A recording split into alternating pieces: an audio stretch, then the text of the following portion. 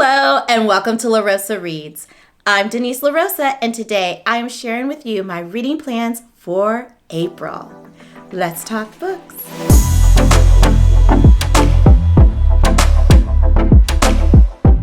April showers bring May flowers. I remember saying that over and over again as a little one, and I don't know, might be true, maybe it's not true. I just feel like in Pittsburgh, it is raining all the time, every month of the year, so whatevs. Regardless, I am just shining bright as the sun because April is a reading month that I'm looking forward to. Shout out to Sandra, who's been my A1 from day one. She has been a longtime subscriber and supporter of LaRosa Reads, and she has recommended 2 books for me to read in the month of April. And before I get to those, I have added a book to my April TBR that is worth lifting up first and foremost, and it is In Memory of Judith Human. We have lost an incredible advocate, an incredible human being that has just enlightened us, educated us, and uplifted us. And she passed away on March 4th. I've had this book, her memoir, for a long time. My friend Katie had gifted it to me quite a while ago, and I hate that it took her passing to give me that extra nudge to actually plan on reading her memoir. That memoir is titled Being Human, an unrepentant memoir of a disability rights activist. I am someone who champions all diversity of all kinds. I feel like everyone should truly feel seen, heard, welcomed, known, feel like they truly belong in society. That is our birthright. And I am looking forward to reading this book, learning more about her lived experiences, learning more about her work, and seeing what I can do, doing some self-reflection myself to see how I can support those who are living with disabilities. All right, Sandra. You definitely delivered with One Last Stop back in January, and I have a feeling you are going to be 3 for 3. I just feel it in my bones. And the first book that my love bug has recommended to me is The House in the Cerulean Sea. This book by TJ Klune is a book that I've had collecting dust on my shelves for quite some time. I frequent my local Barnes & Noble bookstore because it's like less than a half mile from my house, and the employees there, the staff, are amazing people. I love chatting it up with them, and you know who you are. One of those staff members has been pushing me to pick up this book. This staff member actually did convince me to buy it and keeps asking me, Denise, have you read the book? Denise, have you read the book? And I'm like, no, and I have no good reason, but now, thanks to Sandra, I have that extra push I need to dive in to the world of TJ Klune. Linus Baker is a by-the-book caseworker in the department in charge of magical youth. At 40, he lives in a tiny house with a devious cat, I love cats, and his old records for company. But his quiet life is about to change. He is summoned by extremely upper management and given a curious and highly classified assignment: travel to an orphanage on a distant island and determine whether 6 dangerous, magical children are so dangerous, in fact, that they're likely to bring about the end of days. Oh my gosh, this really, I've heard even more about that. Everyone that's read this book is like, Denise, you are going to fall in love with this book. I have a funny feeling they are very, very, very on point with that. So I cannot wait to read this lovely book. All right, Sandra, my love bug. I see that you have put on my TBR, She and Her Cat. Sandra and I both are cat lovers. I love talking to her about all the books that I read related to cats, like The Lion in the Living Room. The other book was The Traveling Cat Chronicles. We've got a cat in the novel I just showed you. So this is great. She and Her Cat. Now here's something that's really interesting. This is a graphic novel or a comic book. It's actually by Vertical Comics. So this is stretching me here. So thank you for that, Sandra. So, and it takes place in spring.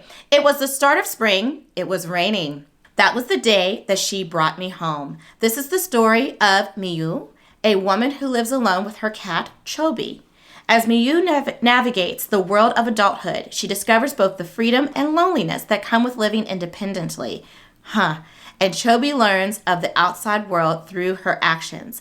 Time drifts slowly for Miyu and her cat, but the harsh realities of the world soon catch up. So this is making me think of my own life whenever I was in my 20s and living alone as a single young thing with my cat, Ailey.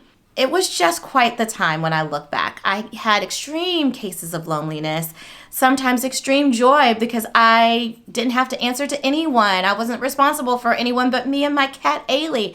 And so I could get with this. I can tell this is going to be a book that will pique my interest and, I don't know, it might make me cry a little. We shall see. So I keep trucking along, y'all, with these 12 classics by 12 Black authors. I love that thus far I've been able to really honor this goal and achieve this goal. My goal was to read 12 classics by 12 Black authors, and that leaves me with at least one classic book a month. So far, so good. And for April, I will not be reading this classic alone, my friends. Yes, indeed. I love my bookish friends that I am making on BookTube and Bookstagram. And one of those friends, Selena, over on Instagram, decided that it would be a good time for us to buddy read. And we have chosen The Street by Ann Petrie. Now, some of you who are regulars may recall that this was on my March TBR. Well, I am a flexible reader, and Selena and I have just been reading so much that we thought, let's push this back a bit to April. And I am here for it. It's given me some April vibes. The cover, this is one of my all-time favorite covers of any book I've owned. I love this edition. I know that some more of Ann Petrie's works are in this edition, this vibe, this style, and I am looking forward to hopefully collecting all of those, but one book at a time. The Street follows the spirited Ludi Johnson, a newly single mother whose efforts to claim a share of the American dream for herself and her young son meet frustration at every turn in 1940s Harlem. Opening a fresh perspective on the realities and challenges of Black female working class life, The Street became the first novel by an African American woman to sell more than 1 million copies. Woo! Go, girl. And I can't wait to get into the street. I'm sorry. What do I mean I can't wait to get into the street? Like, I can't wait to get into the book, but I think I was trying to do something like smooth and fancy and clever. It didn't land. It didn't land, did it? Okay. Moving on. Oh my God. And I even did it with Andrew. I was like, I cannot wait to get into the street, baby. Like, what is that? Okay. Here we have the incomparable, stellar, legendary, gift to the world poet and human being, Nikki Giovanni. I picked up this collection of poetry at the People of Color Conference, which is a conference that I go to for work. And she was the keynote speaker. And let me tell you, our queen did not come to play that night. She was like just totally putting herself out there, being who she is, and we love her for it. I feel like at her age and with her accomplishments, she can say and do whatever she wants. And if you don't like it, you can keep it moving because, look, she's our queen. I love her. So here we have Make Me Rain, Poems and Prose by Nikki Giovanni. And isn't she just so beautiful? Her spirit radiates, like it just oozes onto every page and every image. And just even when she was speaking at this conference that I was at, like she's just an incredible spirit. I am here for this. I just know that I love her poetry in general, so I feel like this is going to be no different. And the synopsis basically says, for more than 50 years, Nikki Giovanni's poetry has dazzled and inspired readers. As sharp and outspoken as ever, I concur, she returns with this profound book of poetry in which she continues to call attention to injustice and racism, celebrate Black culture and Black lives, and give readers an unfiltered look into her own experiences. Unfiltered is the word for our queen. I am looking forward to Make Me Rain. And it is not a reading month unless I have some romance and some spice. And I have that with Not the Plan. Okay, let me get myself together.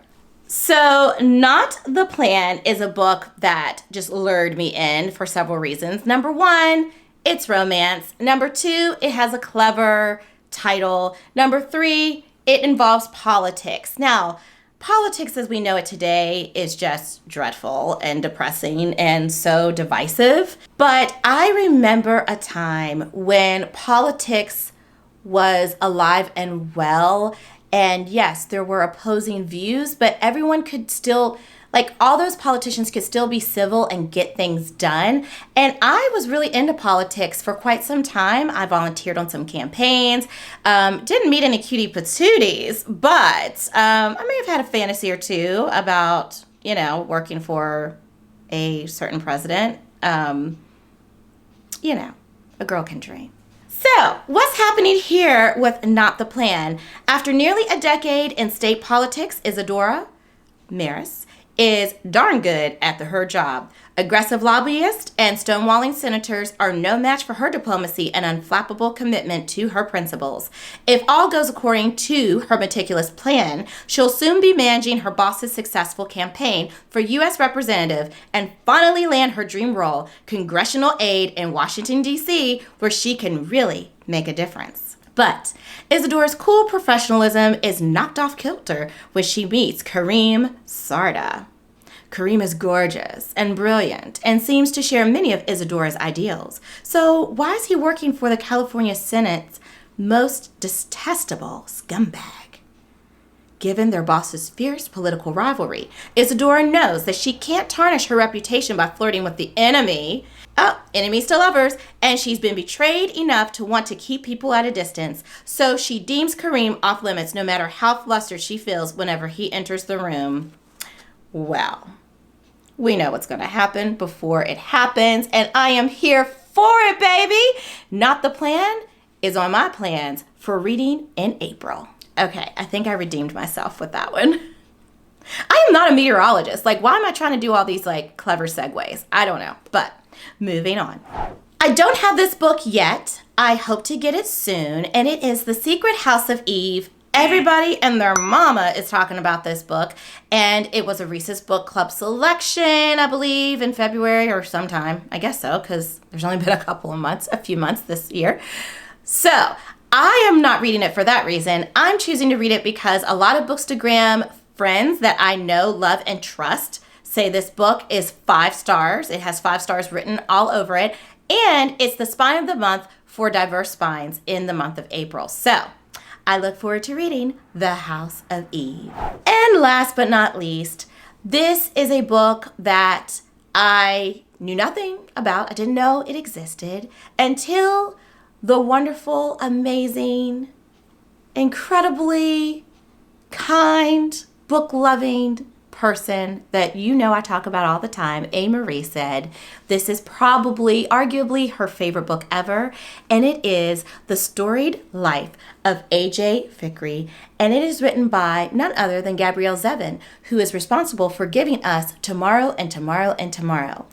I fell in love with that book as well, and this is giving me just this melancholy, warm, yet drizzly April day vibes. It's just oozing April to me. It's saying, Denise, read me in April. You're going to cry. You're going to be all up in your feelings. You're going to hear the rain dripping out, on your windowsill and just snuggle up in a blanket and just cry river. That sounds like a good time to me. I don't know about you. So, AJ Vickery's life is not at all what he expected it to be. He lives alone. Oh, I'm already feeling sorry for AJ. His bookstore is experiencing the worst sales in history. Stop it. Stop it, y'all. I'm already crying. And now his prized possession, a rare collection of Poe poems, has been stolen. Oh, don't do this to AJ. Why? But when a mysterious package appears at the bookstore, Its unexpected arrival gives Vickery the chance to make his life over and see everything anew. I just want to give this book a hug already, y'all. Have you read this book? If you have, please hop into those comments and talk to your girl. Tell me what the experience was like for you. This is also a film. I don't know if it's out yet. Somebody said it was, and somebody else I talked to said it wasn't out yet. Whatevs. It's coming out, or it's already out, and it's on my radar. Oh my gosh, I cannot wait to read this gem. Okay, y'all, that's a wrap for my April TBR. I want to know what is on your TBR for this month. As always, let me know. I'm really legit interested. I love hearing from you and hearing about what you're reading.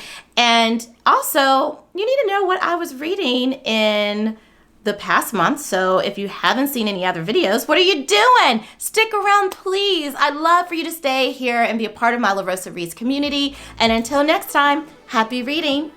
Bye.